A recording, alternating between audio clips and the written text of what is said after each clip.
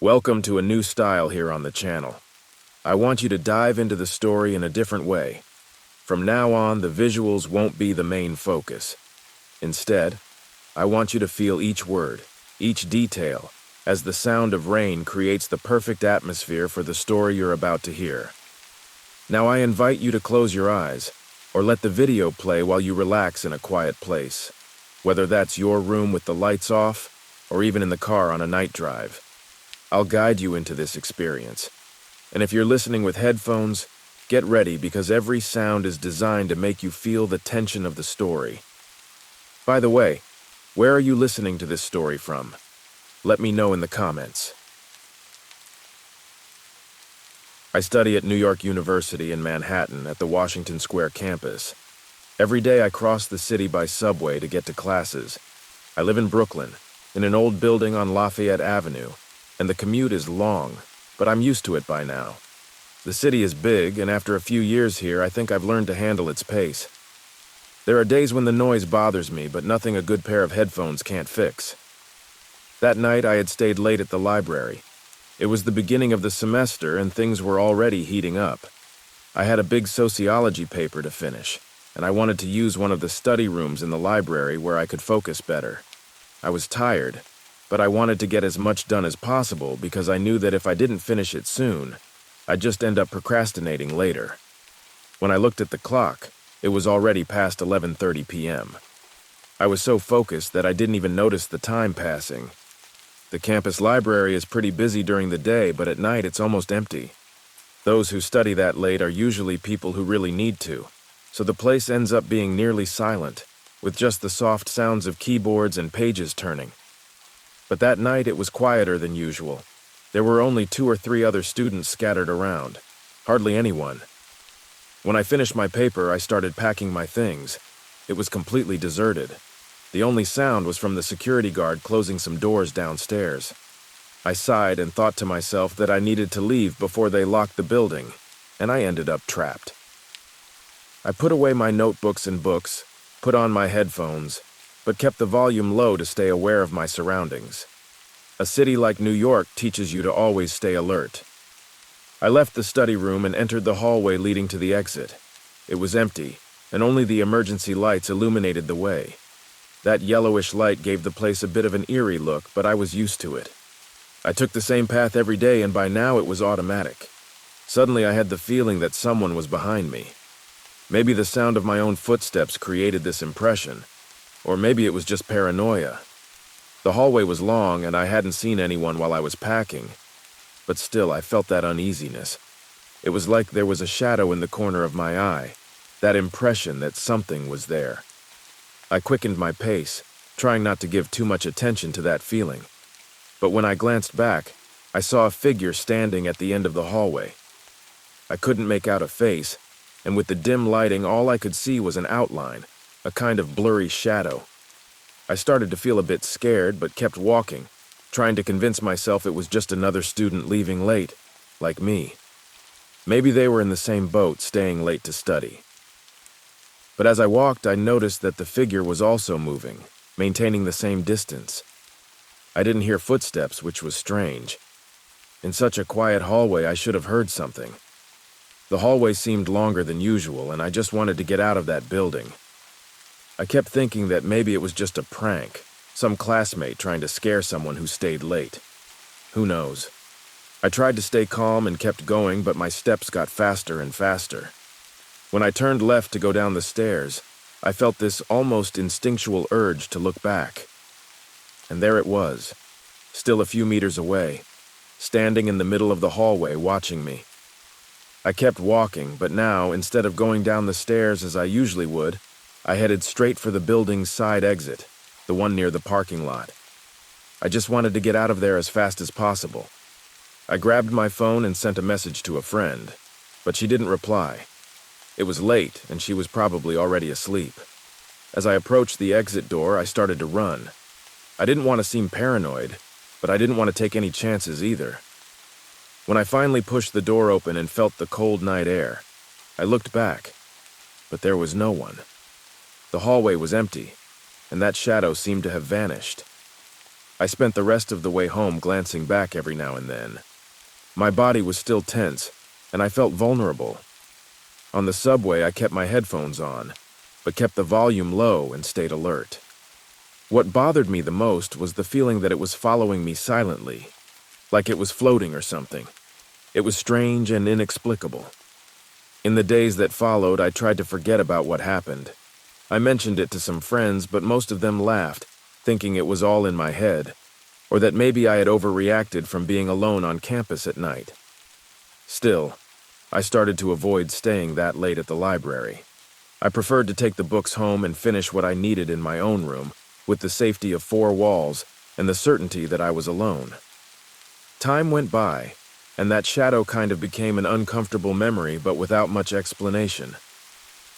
I tried convincing myself that it was just someone who happened to be leaving at the same time as me. But every now and then when I come home late, I can't help but look over my shoulder. It's almost automatic now, a habit that's become part of me. Maybe it was just a coincidence. Maybe I'll never know who or what that shadow in the hallway was.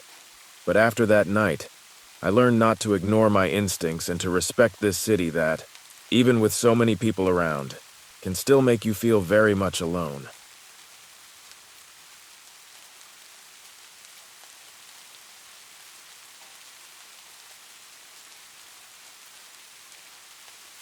My name is Bill, and I live in Portland, Oregon.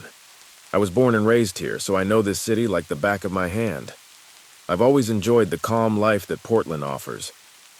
It's not the kind of city where you feel in danger all the time, even though it's a big city. It has a more laid-back vibe, especially in my neighborhood near Mount Tabor. My routine is pretty simple, to be honest. I work as an administrative assistant at an insurance company near downtown. Nothing glamorous, but it pays the bills, you know? Every day is the same. I wake up early, take my time with coffee, have a 20-minute commute to the office, and then spend most of the time on the computer. The job isn't exciting, but it's never bothered me. I'd rather have this than something more chaotic. I've always liked my own space and a bit of peace and quiet. After work, I usually head straight home, but that night was different. The week had been full of stress with deadlines and meetings, and I needed to get out, clear my head a bit. I was itching to see a movie, something that would pull me out of reality for a couple of hours, so I decided to head over to Cinemagic on S.E. Hawthorne Boulevard. It's a small, retro-style theater, the kind with those slightly old seats and a 70s charm. It's one of my favorite spots here in Portland, and since I had been wanting to go to the movies for a while, it felt like the perfect excuse. The showtime was at 10 p.m. I grabbed the car and got there about 20 minutes early to get a good seat. The street was already pretty empty at that hour. Portland isn't a city that stays awake too late, especially on weekdays. So when I parked in front of the theater, I noticed there weren't many people around. I bought my popcorn, a soda, and went in. I was excited. The movie was a thriller, one of those that make you jump, but I didn't think much about it. I just wanted to unwind. The movie was good, really had me on edge, but when it was over, I realized it was almost midnight. I left the theater and pulled out my phone to check my messages. There was one from my sister, asking if I wanted to have lunch with her and the family on Sunday, so I stood there for a few minutes replying. That's when I noticed something odd. Across the street, there was a guy standing there. He wasn't doing anything, just standing. He seemed to be watching me, but I thought it was all in my head. After all, I'd just come out of a thriller, so it was easy to get a bit paranoid. I kept walking down S.E. Hawthorne, the street that leads directly to some of the main avenues. It was the route I always took to get back to my car, which was parked a couple of blocks from the theater.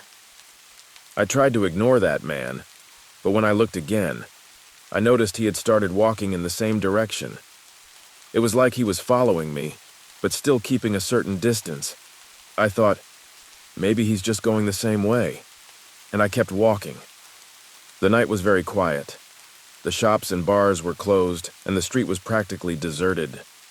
I tried not to think too much about it, but the feeling that he was really following me started to make me nervous. I glanced over my shoulder quickly and saw he was still there, walking in my direction, a little closer now. I started walking faster, almost like I was marching. I passed by Blue Star Donuts, which was already closed, and saw that the entrance light was off. It was one of the few shops that stayed open late, but that night, to my misfortune, it was already shut. I tried to stay calm, but every time I looked back, he seemed to be closer. I didn't want to run and make it obvious I was scared, but everything inside me was telling me it was best to hurry up. I picked up the pace until I crossed SE 39th Avenue, which tends to be a bit busier. I thought it would be safer, that he might give up, but no. He kept coming with that weird way of walking, like he wasn't in a rush but determined to keep following me. It was as if he knew that sooner or later, I'd have nowhere to run. That's when I decided I needed to find somewhere to hide. I walked down SE Hawthorne until I reached SE 37th Avenue, a narrower, darker street that had a few emergency doors from restaurants and shops. There was a restaurant door slightly open, and I thought I could hide in there. But when I tried to pull it, it was locked. Panic started to creep in. That part of the city felt deserted, and all I could think about was finding a safe spot. I looked back and saw he was still coming. I didn't want to run to avoid drawing even more attention, but at this point, I think my instinct took over. I started walking faster, almost running. I saw a narrow alley between two shops and slipped in there, hoping he wouldn't see me. I pressed myself into the shadows and tried to make as little noise as possible. I could hear my heart pounding in my throat, and all I could think was, I hope he doesn't come this way. I stood there for a good few minutes holding my breath. The silence was almost absolute. All I could hear was the distant sound of a few cars passing down the main avenue. I tried to calm myself. I started to think he might have given up and moved on. I took a deep breath and decided I would peek out to see if the coast was clear. Slowly, I stepped out of the alley and looked toward the street. And there he was, standing right at the end of the alley as if he knew exactly where I was. He didn't say anything, just stood there staring at me. For a second, I thought about yelling for help, but there was no one around to hear me. I was frozen, not knowing what to do, as he took a few steps toward me. Then I heard the sound of a car coming down the main street. That was like an instant relief. I took the opportunity and bolted out of the alley, heading straight for the light of the avenue. The car drove past me and I kept running without looking back. When I finally stopped to look, he had vanished. The street was empty again, as if he had never been there. I got home with my heart still racing, locked the door, and went straight to my room. I spent the rest of the night wide awake, trying to understand what had happened. Was he a thief? Someone trying to scare me? I had no idea. All I knew was that night, which was supposed to be a moment of relaxation, had turned into a nightmare. In the following days, I avoided passing through that part of Portland at night.